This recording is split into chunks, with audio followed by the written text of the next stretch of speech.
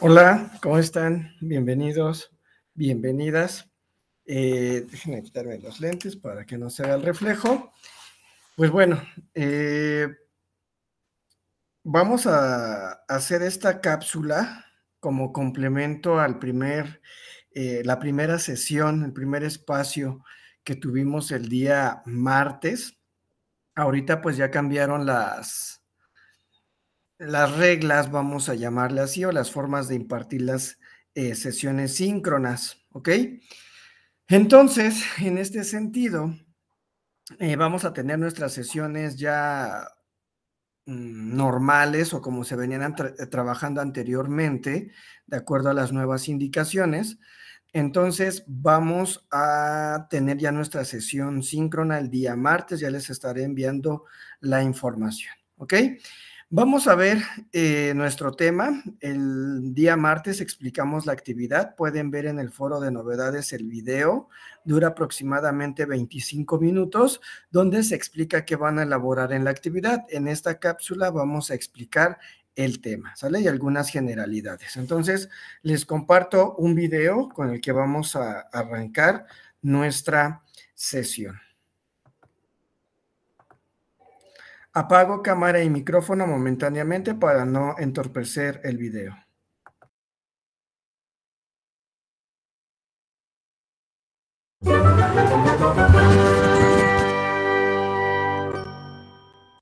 Hijo de Martín Cortés y de Catalina Pizarro Altamirano, Hernán Cortés nació en Medellín en 1485.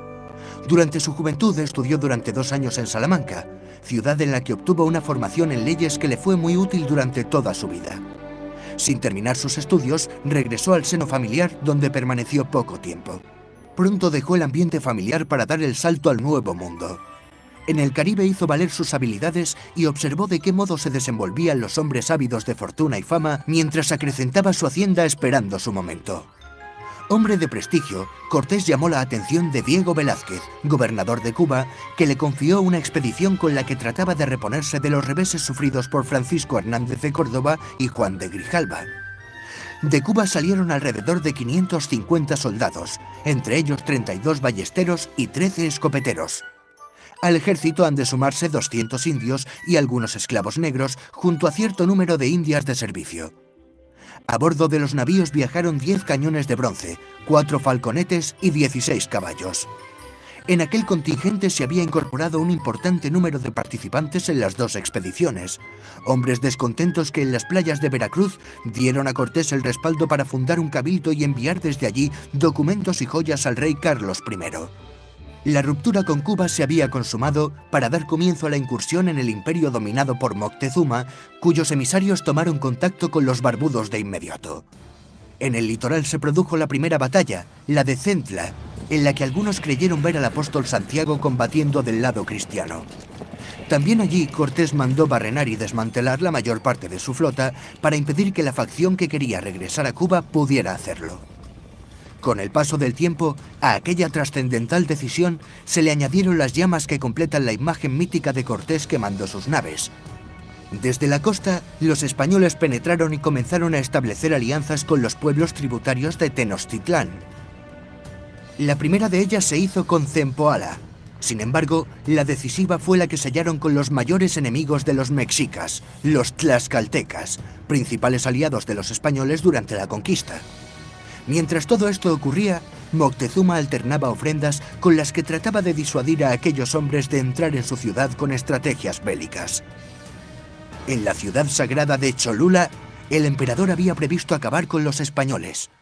Cortés, viendo las señales de una posible emboscada, se adelantó e hizo un baño de sangre entre la nobleza cholulteca. La conmoción de aquella matanza allanó el camino de los castellanos, que cruzaron entre volcanes y se dirigieron a la capital del imperio, donde fueron recibidos fastuosamente. La ciudad lacustre de Tenochtitlán les impresionó hondamente. Era tan bella como peligrosa, pues la isla, dentro de un lago comunicado por calzadas interrumpidas por puentes levadizos, permitía dejar aislados a sus visitantes.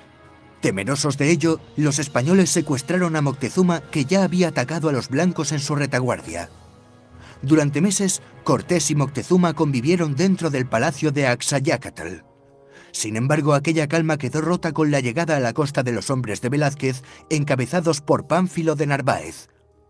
Aquellos españoles pronto establecieron pactos con Moctezuma, que seguía conservando mucho de su poder.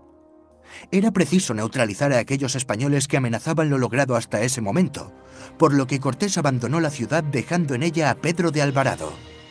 La victoria cayó con facilidad del lado extremeño, que usó de toda su astucia para desactivar a Narváez. Con muchos de los soldados de este incorporados a su tropa, Cortés no tuvo tiempo para paladear su victoria, pues en la capital, Alvarado, temiendo un ataque, había masacrado a la nobleza mexica. A partir de entonces, la calma abandonó a los españoles, que se vieron asediados en su palacio. De nada sirvió hacer salir a Moctezuma a la azotea para amansar a sus súbditos. El emperador, que había perdido su poder, fue abatido de una pedrada. Muerto Moctezuma, Cortés dispuso la huida de la ciudad, que se produjo durante la que pasó a la historia como la Noche Triste. En ella, gran parte del ejército español y de los aliados tlaxcaltecas murieron en los pasos de la calzada de Tacuba a manos de los mexicas. Golpeados por aquel revés, los españoles fueron capaces de vencer en la batalla de Otumba y de regresar a Tlaxcala, donde fueron atendidos.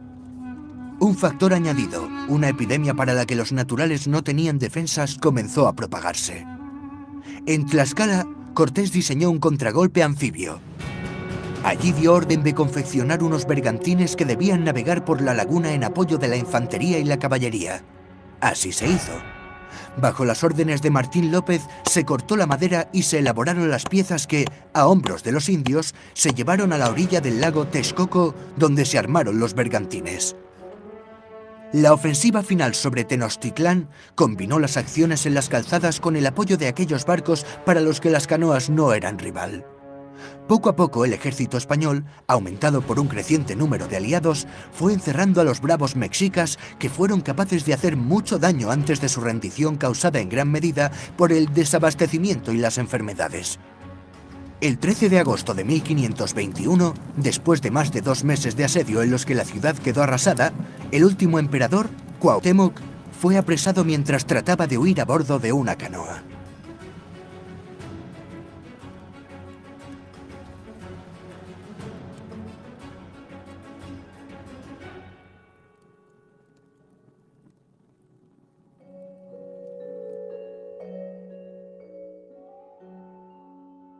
¿Quieres ser miembro del canal? Al lado del botón de suscripción hay un botón que pone unirse. Haciéndote miembro del canal obtendrás sin...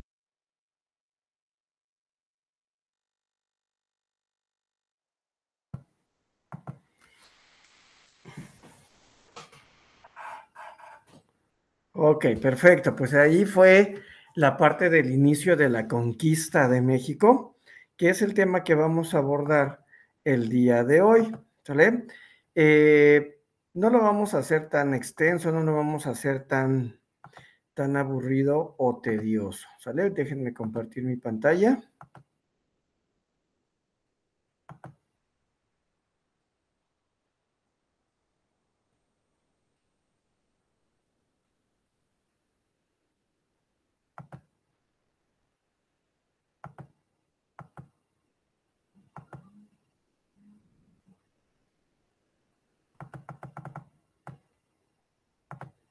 Y pues bueno, desde aquí vamos a empezar a abordar, que es del México prehispánico al virreinato.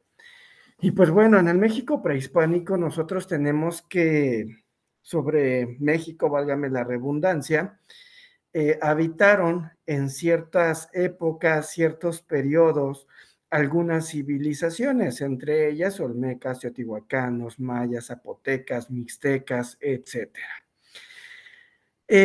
Aquí nada más traigo pues la muestra de algunos de ellos, ¿vale? Por ejemplo, los teotihuacanos, que van desde el noreste del Valle de México actual hasta el Estado de México y en el periodo clásico. ¿Qué nos dejan de patrimonio? Pues las pirámides de Teotihuacán. Ellos construían grandes pirámides, ocupaban mucho la pintura para hacer sus murales. Tenían trabajos escultóricos en templos y edificios, trabajaban mucho la cerámica y también con la obsidiana hacían sus herramientas.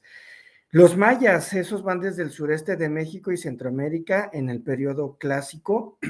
Y acá como centros ceremoniales o patrimonios tenemos Palenque, Uxmal, Chichén Itzá, Tikal, Copal y Cabá. Entre los elementos artísticos, pues tenemos las esculturas, las pirámides, los palacios, el arco maya, ¿vale? Entonces, todas estas civilizaciones prevalecieron, cada una en diferentes periodos, reitero, hasta la llegada de los españoles. Cuando llega Hernán Cortés a México, pues bueno, autorizó organizar empresas de conquista en las tierras descubiertas por Colón a los particulares. Para allá del año 1500 fueron ocupadas las islas de Puerto Rico, Jamaica y Cuba, y se comenzó a trasladar mano de obra indígena de las islas inútiles hacia los centros de explotación aurífera en las Antillas Mayores. Entonces, se trataba de tomar contacto con los indígenas de la tierra firme, actualmente que son las costas atlánticas de Centroamérica y Colombia, para intercambiar con ellos chucherías por oro. Aquí recordemos que el oro era el factor primordial que buscaban los españoles. Entonces, ellos venían por nuestro oro. Por otra parte, fíjense que tenemos a Alonso de Ojeda y Diego de Necuesta, que obtuvieron del rey el título de gobernadores de Uruba y Nueva Andalucía. Y fíjense que en esta época, pues ellos constituyeron el centro de gobernación de Castilla de Oro y también fueron parte como que de este periodo de conquista, ¿ok? La conquista tuvo un carácter frágil y especialmente en la costa colombiana debido a la selva costera y al clima subtropical y las tribus nativas que dispersaran los españoles con sus ataques y les causaban muchas bajas de producto de flechas envenenadas. Velasco Núñez de Balboa arribó en 1510 a tierra firme y se ganó el aprecio de los soldados y constituyó un liderazgo opuesto a Ojeda y Necuesa. Desde Santa María la Antigua, fíjense que realizó varias expediciones en dirección a Daire, donde obtuvo las primeras noticias del Océano Pacífico y de un reinado llamado Piru, ubicado al sur. En 1513, al frente de 190 españoles y 810 indígenas, se dirigió al Istmo de Panamá. Únicamente 67 sobrevivientes vislumbraron el mar del sur. Luego recibió el nombre de Océano Pacífico. ¿Cómo fue la exploración en México? Salieron en 1519 desde La Habana. Esta era capitaneada por Hernán Cortés con destino a las remotas tierras del Yucatán. Era la tercera expedición enviada desde Cuba por el gobernador Diego Velázquez, quien pretendía obtener oro de las regiones aún escasamente exploradas. Al desembarcar en Tulum y en la actual costa de Quintana Roo, se les incorporó el fraile Jerónimo de Aguilar, quien había sobrevivido a un naufragio y a quien ya dominaba la lengua maya. Continuaron su viaje costero pasando por la laguna de Términos y desembarcaron en la costa de la actual Veracruz, donde establecieron la Villa Rica de la Veracruz, el primer ayuntamiento de lo que sería posteriormente la Nueva España.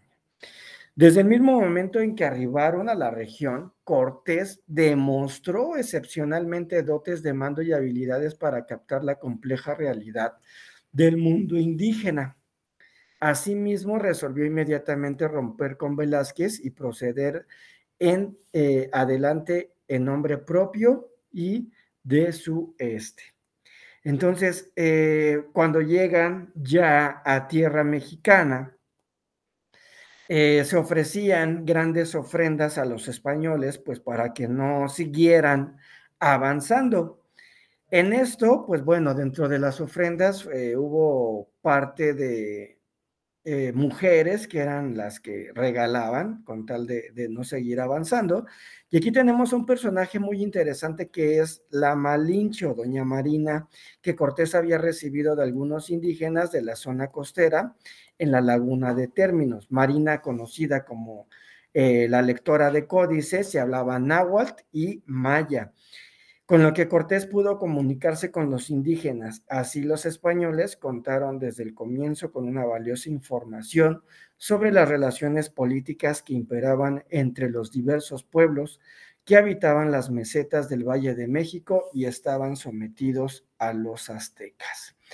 Hernán Cortés, pues bueno, empieza a desplazarse, se dirigió primero al territorio independiente de Tlaxcala y luego de derrotar la resistencia logró una alianza estratégica con estos y otros enemigos de los aztecas. A partir de entonces, el imperio español se vio incrementado por los indios amigos, quienes resultaron decisivos a lo largo del proceso de la conquista de México. Entonces, ¿cuál era el territorio controlado por los mexicas? Aquí nosotros lo podemos ver cómo estaban divididos. Acá tenemos a los mayas, los tlaxcaltecas, los chichimecas, los Tenochtitlán, Yopitzinco, Totopecas, ¿sale? Entonces toda esta parte era el territorio controlado por los mexicas. Se accedía por 4 calzadas que comunicaban con las orillas del lago de Texcoco, y estos verdaderos terraplenes de piedra y tierra se extendían por miles de metros, siendo la de Iztapalapa la más larga con 11 kilómetros. El centro de la ciudad poseía casi 80 edificios, entre los cuales destacaba el gigantesco templo dedicado a Quetzalcóatl. Con una base rectangular de 300 metros y una altura de 76 metros. Alrededor del centro se ubicaban las residencias de la nobleza y el mercado que llegaban los españoles. Mostraban una gran actividad involucrada a unas 40,000 personas, equivalentes a la población de Sevilla en aquel entonces. Entonces, aquí tenemos la imagen, ¿sale? Tenemos Tenochtitlan y todo lo azulito, pues es la parte del lago de Texcoco. ¿Cómo se entra a Tenochtitlan? Tras un accidentado camino donde se registraron también sangrientas matanzas como la de Cholula, los españoles contemplaron la impresionante vista de Tenochtitlan. Era en aquel entonces el 8 de noviembre de 1915. Si bien los hispanos fueron muy bien recibidos por el gobernante azteca Moctezuma II, quien pensó que se trataba de dioses, la convivencia pacífica no duró mucho tiempo. Una feroz matanza perpetrada por los españoles en el Templo Mayor culminó en la huida de Cortés y sus hombres en Tenochtitlan en julio de 1520. Los españoles en desventaja numérica tuvieron que huir al amparo de la noche por una de las 4 calzadas principales, las cuales estaban interrumpidas por acequitas y puentes que habían sido retirados por los indígenas. En esta batalla los españoles perdieron 200 hombres. Los fugitivos, al llegar a tierra firme, fueron auxiliados por los otomís, quienes les proporcionaron alimentos. Luego de esto se refugiaron en Tlaxcala, donde restañaron sus heridas. Entonces, aquí ya tenemos esta alianza. Cortés inició una nueva etapa para la preparación militar para citar definitivamente a Tenochtitlan, que se extendió por casi un año. Desde Tlaxcala los españoles prepararon la ofensiva, construyendo 13 bergantines que fueron trasladados por piezas hasta Texcoco, a la orilla del lago, donde se colocó las piezas de artillería. Además se adiestró a guerreros tlaxcaltecas en los métodos de lucha españoles y se reforzó la hueste con contingentes provenientes de Cuba. El ataque se inició con la construcción de varios poblados cercanos y prosiguió con el sitio de la ciudad, que duró 75 días. Las enfermedades, la falta de agua, se había cortado el principal acueducto de comida, el nacimiento y la lucha continuaba. Vencieron a la resistencia azteca encabezada por Cuauhtémoc. El 13 de agosto de 1521, el Imperio Azteca quedó sometido a Cortés. Entonces los atacaban por tierra y por mar porque pues entraron con los barquitos ahí en el lago de Texcoco, entonces los acuartalaron. Fue una muy buena coartada la que finalmente se hizo. El impacto de la conquista provocó la desaparición del mundo aborigen americano, es decir, que se interrumpió para siempre al devenir histórico de grandes civilizaciones. Y pues bueno, se piensa que la resistencia indígena se limitó al proceso de conquista que culminó en la segunda mitad del siglo XVI, pero fue una constante de largo periodo colonial. El rechazo se manifestó de diversas maneras, abarcando desde la simple resistencia pasiva incorporada al quehacer diario. ¿Sale? Entonces, esto a grandes rasgos es la conquista de México, es un tema pues bastante interesante. Aquí les comparto esta liga, Hernán Cortés, un hombre entre Dios y el diablo. Esta liga se las compartí en el foro de novedades en la sesión pasada para que puedan visualizarlo y tener otra perspectiva.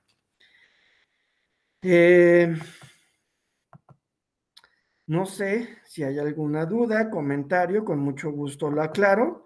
Y si no, pues bueno, en el foro, en plataforma, con mucho gusto voy a estar respondiendo cada una de las dudas que ustedes tengan referente al tema o referente a la actividad. Cuídense mucho y nos estamos viendo el próximo martes. Hasta luego.